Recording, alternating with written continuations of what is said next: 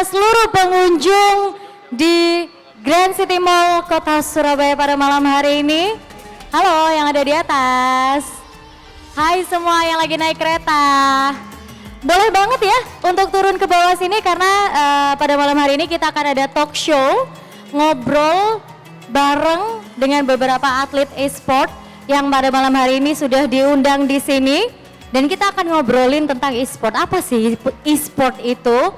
Terus kira-kira kalau jadi atlet e-sport itu dapatnya apa aja? Peluang-peluangnya apa aja? Kita akan bongkar semuanya pada malam hari ini. Tapi sebelumnya saya ingin memperkenalkan diri dulu. Pada malam hari ini saya Yuri Sabrina yang akan menjadi host di acara talk show Sportivitas dan Karir Atlet e-sport bersama Patriots.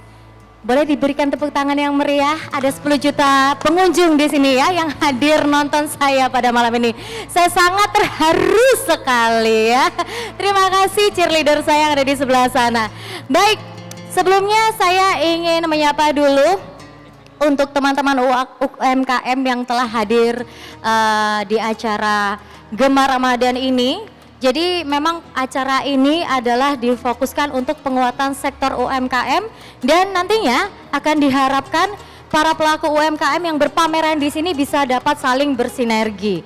Lalu dari para UMKM sendiri ini nantinya menampilkan brand mereka dan brand mereka ini diinginkannya agar lebih dikenal lagi dalam skala yang lebih luas. Dan dalam rangkaian acara Gemar Ramadan ini tidak hanya bazar Ramadan saja, tapi juga ada pameran UMKM, kegiatan talk show yang pada malam hari ini akan saya pandu, workshop, dan juga berbagai kompetisi menarik dari tanggal 26 April kemarin hingga tanggal 30 April 2022 besok. Besok hari terakhir ya. Jadi ini masih ada sisa 2 hari ini dan besok. Dan saya mohon izin untuk memandu acara talk show pada malam hari ini.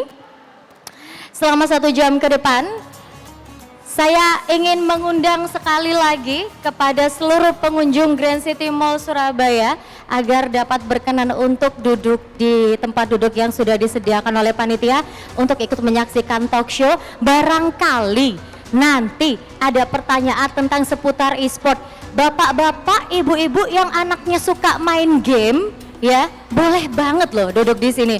Karena apa? Karena ternyata main game itu gak hanya untuk mengurangi atau apa ya namanya ya, menghilangkan waktu luang ya, mengurangi waktu luang ya. Tapi ternyata bermain game itu bisa juga menghasilkan cuan, bahkan bisa menjadikan gamers ini sebuah profesi yang luar biasa, banyak sekali cuannya sampai ke seluruh dunia, bahkan all of the world.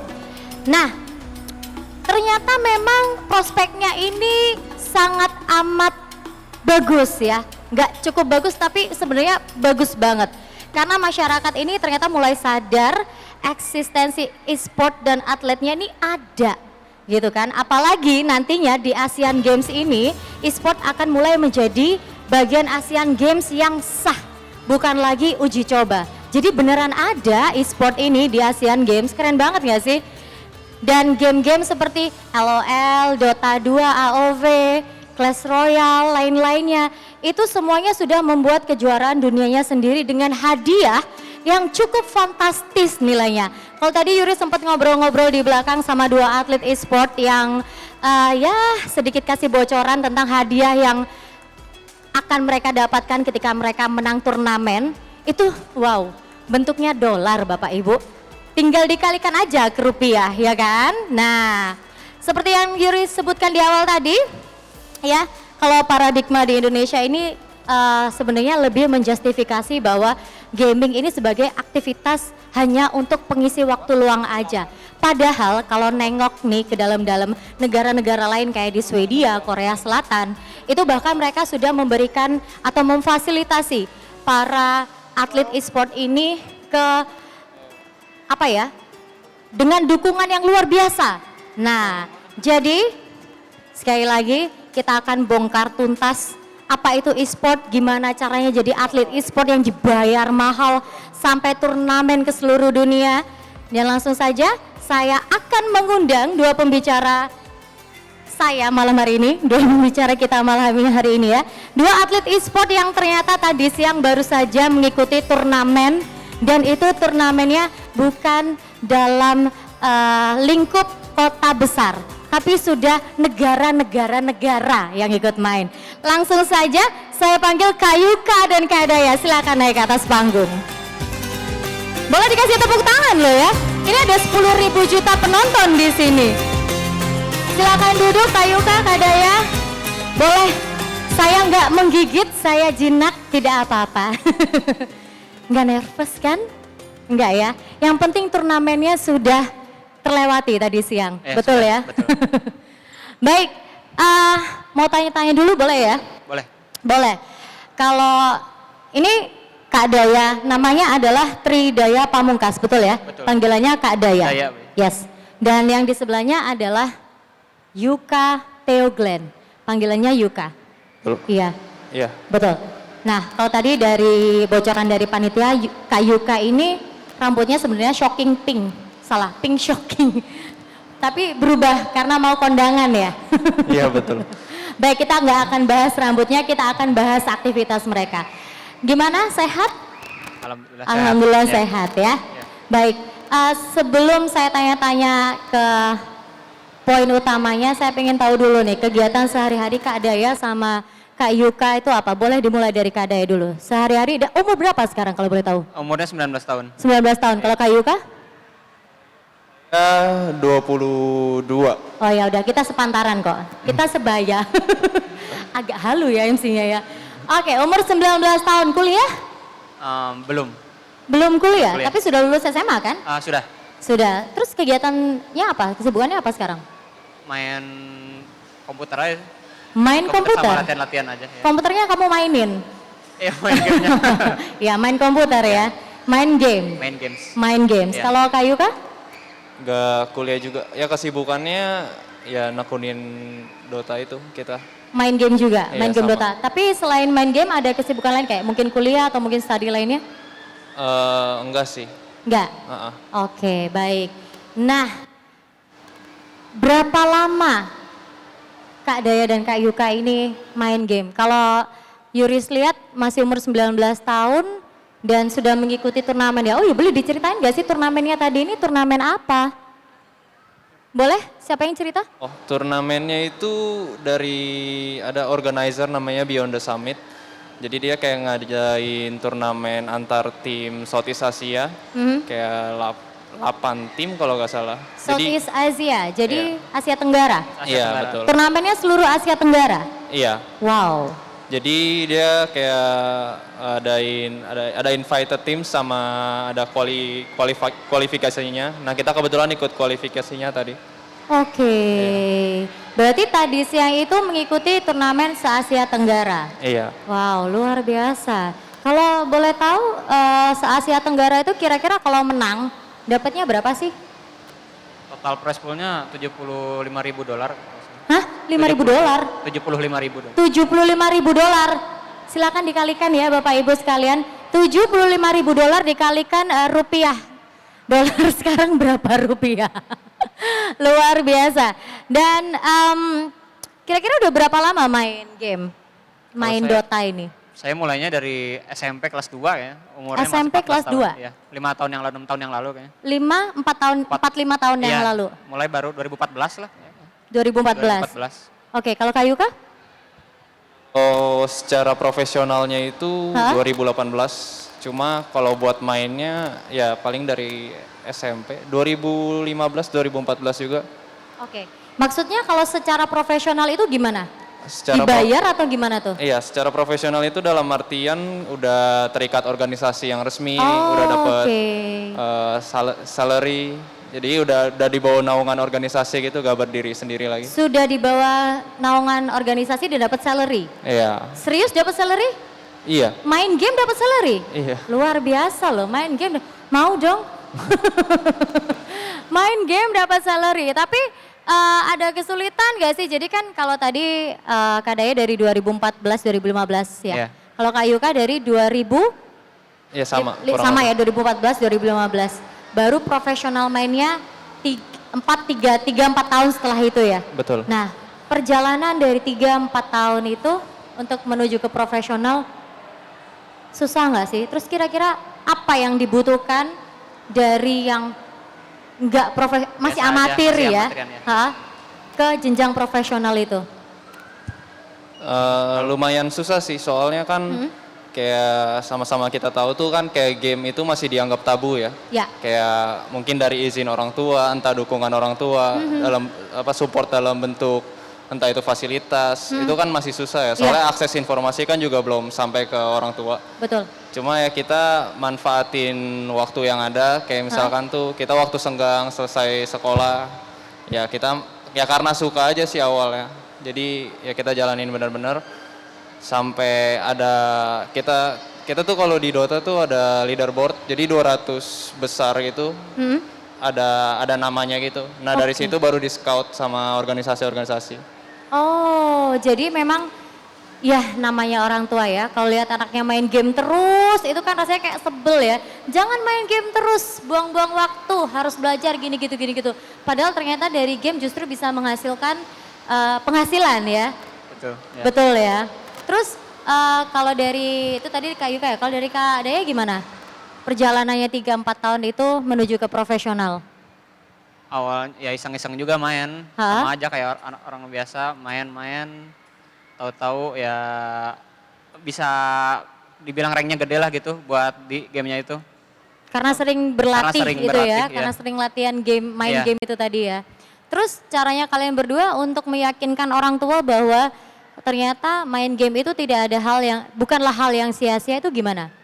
Awalnya kalau dari saya nggak boleh, terus yang udah di scout sama organisasi itu, orangnya datang ke rumah saya, ke orang tua saya, diyakinin bahwa e-sport itu bukan macam-macam gitu, kayak yang aneh-aneh gitu. Dan ada gaji-gajinya juga gitu, aman, dibiayain. Waktu itu saya juga dibiayain kayak sekolah-sekolah gitu juga dibiayain. Oh, akhirnya orang tua setuju. Karena masih sekolah waktu itu. Karena masih sekolah iya. ya, jadi masih sekolah tapi sudah bisa menghasilkan uang dan Iya. dapat beasiswa itu Iya, kalau kita sebut hitungannya beasiswa ya. beasiswa. Wow, keren. Kak Yuka juga gitu berarti? Kalau saya sih kebetulan waktu itu posisinya udah lulus SMA. Hah? Jadi ya awalnya kan orang tua udah pasti gak ngasih kan. Jadi ya penjelasan dulu, ini dikasih pengertian dulu kalau oh ini ada jenjang karirnya loh. Ini bukan kayak main buat senang-senang doang. Betul. Sebenarnya ini kayak ya kita juga gak mau buang waktu gitu kan sebagai anak nih. Sebenarnya ada yang bisa ada goalnya gitu loh. Betul. Jadi ya udah dikasih pengertian, diskusi. Jadi kayak ngomongin pengen lanjut kuliah apa enggak. Jadi soalnya kan ini kan bidangnya mesti fokus kan. Ya. Jadi soalnya lawan kita juga kompetitor lain juga yang full time juga di situ. Oh, Jadi jadi main-main benar-benar juga. fokus ya? Iya. Fokus main game, full time di situ ya? Betul. Oke, wow keren. Lalu kalau untuk latihannya sendiri, bermain game ini biasanya butuh berapa lama dalam sehari? Kalau dari saya mulai paling bangun jam 9, terus makan siap-siap dari mulai jam 12 sampai jam 6 gitu. Latihan sampai jam 12 sampai jam 6. Jam 12 siang sampai jam 6 sore? Iya, habis itu latihan full? full latihan. Ngadep ke Hari-hari komputer? biasa, ngadep ke komputer. Oke, kalau Kak Yuka? Tapi itu yang disebutin tadi itu latihan secara tim. Oh, latihan secara tim. Tapi kayak individualnya gitu sih rata-ratanya 12 jam kurang lebih per hari. Nah, Tapi bahkan ada yang lebih. Bahkan ada yang lebih. Ya habis latihan itu dilanjutin lagi tuh, mau bebas main rank apa gitu. Oh, jadi bisa pilih ya? Iya. Bisa pilih. Kalau Jenuh? kuat, kalau jenuh ya boleh stop dulu, kalau nggak jenuh kita lanjut rank lagi biar nambah skill individual lagi, lebih bagus. Oke. Jenuh nggak sih main selama 6 jam, 12 jam kayak gitu tuh? Main game doang gitu, jenuh nggak sih? Tergantung beda-beda sih orang. Tapi pasti ada titik jenuhnya sih. Soalnya kan ini kan kayak repetisi ya, ulang-ulang kebiasaan. Pasti kadang ada jenuhnya, ada capeknya. Cuma kalau ingat kita pengen kemana itu, kayak misalkan goals kita pengen kemana, ya itu yang bakal bikin kita tuh semangat lagi biasanya. Oke. Ada berhentinya nggak? Maksudnya gini nih, Karena kan mungkin setiap hari melakukan rutinitas aktivitas yang sama ya, bermain game ya. Ya. Terus kalau misalkan lagi jenuh banget gitu, me time-nya ngapain? Masa main game lagi kan gak mungkin ya. Paling- Biasanya kalau orang lagi jenuh ngapa-ngapain, me time-nya main game. Tapi kalau kalian kan main game. Iya. Nah kalau pas lagi jenuh, me time-nya ngapain? Bisa sendiri-sendiri sama juga kita me time-nya misalkan ke bioskop bareng setim gitu, Ah. ngobong chemistry gitu, biar lebih Oh kumpul sama bareng. teman-teman di Iya, organisasi. Iya, yang setim gitu. Terus kalau kumpul yang diomongin apa? Game juga? Enggak? Enggak kan? Biasa masalah-masalah pribadi juga Oh bisa. masalah pribadi. Ya ampun. udah jenuh, me time-nya kumpul sama organisasi, tapi yang diomongin tetap game ya kan? Sama aja bohong ya. Yang diomongin tetap turnamen gitu. Jadi nggak jadi me time deh, jadinya rapat ya, meeting ya. Rapat lagi. Oke, lalu kalau boleh tanya, kenapa pilih e-sport? Kenapa e-sport ini menurut kalian cocok banget untuk dijadikan salah satu pilihan karir profesional? Kenapa harus e-sport? Boleh salah satu dulu, ya. Karena hobi ya awalnya. Hobi. Semua awalnya dari hobi. Ya karena dulu mungkin ke-influence sama kakak yang suka main ke warnet juga kan. Terus jadi lumayan suka pergi main. Ternyata setelah dilihat tuh kayak ranknya itu bisa nih buat masuk ke pro. Terus kayak ada yang nge-scout gitu juga kan, baik lagi organisasi nawarin ngasih offer mau gak dikasih fasilitas begini. Tapi fokus di organisasi itu. Jadi ya kayak kebetulan aja sih sebenarnya karena hobi terus kebetulan cukup aja kemampuannya buat naik ke pro scene-nya. Hobi yang dibayar ya. Iya, Ya, betul. hobi yang dibayar. Karena sudah passion ya di situ ya. Ya, Jadi passion. seneng ya.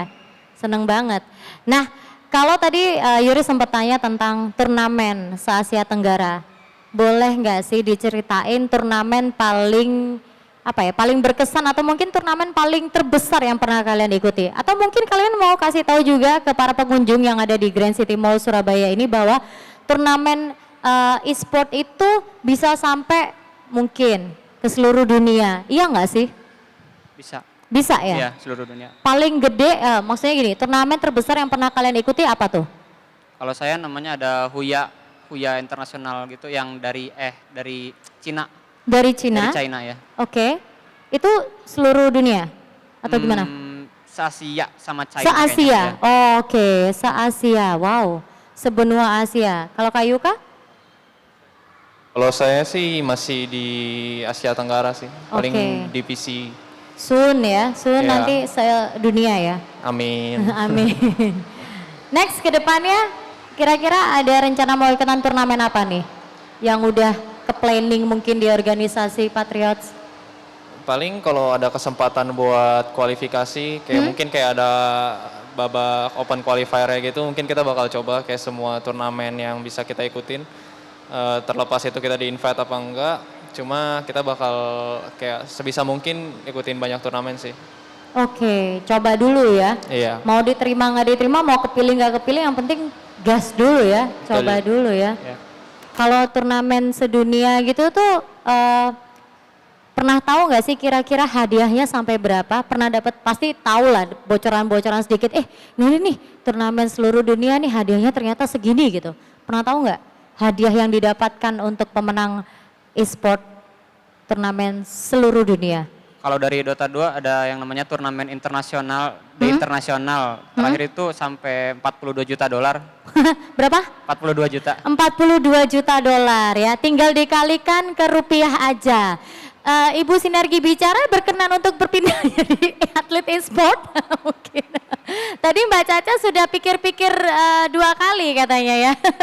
Gimana kalau aku jadi atlet e-sport aja? Ternyata menyenangkan ya bermain game itu dan bisa menghasilkan banyak cuan kalau anak muda zaman sekarang bilang. Lalu bisa juga jadi profesi yang dipilih secara profesional. Apalagi sekarang mulai banyak sekali di Indonesia ya kan atlet-atlet e-sport nggak cuma Dota aja tapi juga game-game lainnya ya. Banyak. Iya betul. Bener banget. Kalau yang Yuris tahu, ini yang skala kecil aja nih. Bermain game, memainkan karakter satu game itu ternyata bisa dijual, bener nggak? Itu ada. Ada tapi beda juga lagi ya? gamenya. Jadi dia sampai naikin ke level tinggi, habis gitu karakternya dijual dengan harga yang lumayan tidak murah. Betul ya? Apa ya sih? Iya, Ada nggak sih yang kayak beberapa. gitu? Ada. Ada. Kalau di Dota bisa kayak gitu juga nggak? Paling ranking Jual Main ranknya. rank. Misalnya ID-nya udah top 1000 gitu. Di top 1000 bisa dijual tuh? Bisa. Iya, cuma kita nggak pernah jual beli ID sih. Oh ID ya, Iya. jual beli ID, betul. Biasanya nih kita ngobrol intermezzo aja. Kalau jual-jual ID kayak gitu, kalian taunya paling murah berapa? Berapa ratus ribu? kurang tahu sih, kalau saya belum pernah jual beli ID juga dari awal mainin satu akun aja sampai sekarang aja. Oh Kurang gitu, tahu ya. wow konsisten sekali ya. Sama sih. Jadi memang mereka bukan pelaku penjual beli ID. Karena di luar sana banyak sekali pelaku yang suka jual beli ID ya. Iya, Iya benar ya. banyak. Oke, baik. Nah, boleh kasih tahu ke Yuris atau ke seluruh pengunjung Grand City Grand City Mall Surabaya, tips dan trik dari teman-teman berdua biar bisa dilirik sama tim e-sport dan jadi atlet e-sport profesional. Kalau tadi Yuris dengar dari Kak Yuka kan, Kak Dayayan sampai didatengin ya sama owner sama dari organisasinya, organisasi ke ya rumah kan, ya. ditawarkan ke orang tua ya kan. Gimana caranya tips and triknya? Kalau Kak Yuka mungkin bisa kasih tips and trik gimana caranya meyakinkan orang tua biar orang tua ACC langsung. Itu balik lagi sih dari pertama kemauan, yang kedua kemampuan sih. Kemauan dan kemampuan. Iya, kan banyak juga yang pengen maksudnya ke dunia kompetitif. Cuma kalau kemampuannya belum memadai juga mesti sadar gitu kan. Soalnya kan kita juga butuh kemampuan buat ngeyakinin orang tua kalau ini kita bisa loh, bukan buat senang-senang doang gitu. Kita ada kemampuannya juga, ada skillnya juga, terus udah diakuin juga sama orang lain. Nah, jadi ya masih ada kemauan sama kemampuan sih. Oke, kalau Kak Daya? Kalau dari saya yang penting passionnya aja sih. Kalau ada Passionnya aja. iya. Biar main terus gitu. Main terus? Iya. Main terus kira-kira butuh waktu 3 sampai 4 tahun ya? Kalau saya iya. Kalau Kak Daya iya. Iya. Tapi ada nggak sih yang kurang dari itu bisa langsung dilirik sama organisasi? Mungkin dari teman-teman mungkin? Balik lagi tuh dari bakat, Balik lagi ya? kemampuan sama skill juga. Bakat, Beda-beda kemampuan. tiap orang kan Oke, jagonya kayak gitu. oke. Jadi jangan malas ya, bermain game pun itu juga diperlukan latihan gitu kan? Iya. Latihannya setiap hari dan konsisten ya. Iya, betul. Nah, ada pertanyaan mungkin dari teman-teman tentang atlet e-sport? Oh iya, Yuris kelupaan satu pertanyaan. Pernah nggak sih dalam satu tim ya ketika mengikuti turnamen, satu tim itu kan ada beberapa orang, kalau nggak salah 5 ya? 5 betul. 5 orang ya? 5 orang. Pas lagi latihan atau mungkin kayaknya kalau turnamen nggak mungkin ya, mungkin pas lagi latihan ya. Pas lagi latihan main rank atau apapun itu, ada nggak sih yang nggak sportif dari teman kalian satu tim itu? Ada nggak? Nggak sportifnya dalam artian gimana? Kayak maksudnya debat argumen gitu Mungkin sesama tim. apa ya? Kalau bahasanya itu apa sih? Nge-cheat, bukan nge-cheat, apa ya namanya ya?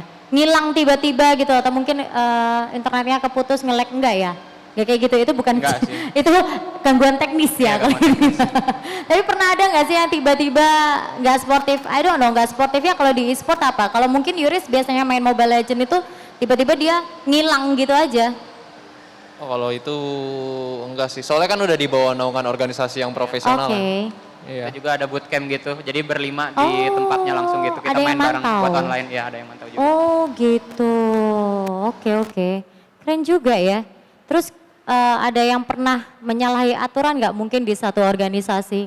Atau mungkin gini, ketika pasti kan di organisasi kan ada term and condition, ada peraturannya nih, ya kan? Yang nggak boleh dilanggar sama para atlet e-sport, Para pemainnya. pemain ya. Ada nggak yang pernah melanggar aturan itu? Kalau pasti ada sih harusnya. Kayak jam bangun, jam main gitu pasti ada. Pasti ada. Iya. Ada sanksi biasanya dari organisasi? Nggak? Sampai dapat sanksi sih nggak pernah kalau saya. Nggak pernah, aman-aman aja berarti? Tapi kebanyakan dulu pernah ada sih, kayak misalkan potongan salary gitu ada juga. Oh, potongan salary. Iya.